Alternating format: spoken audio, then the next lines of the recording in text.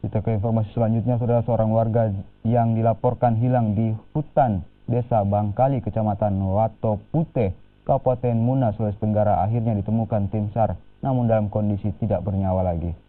Korban diduga terjatuh dan tersangkut pada batang pohon di dalam hutan Bangkali.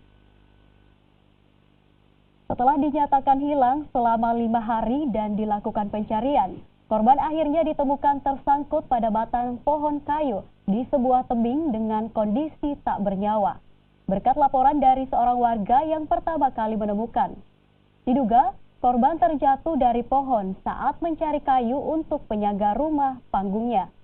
Korban diketahui mencari kayu sejak hari Jumat pekan lalu. Lokasi penemuan jenazah sekitar 2 km dari rumah korban.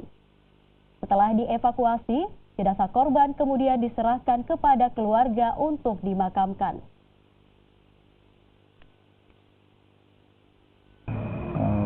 Pukul 17.45 yang ditemukan oleh masyarakat yang dari kebun dan dilaporkan oleh tim yang sementara pencarian.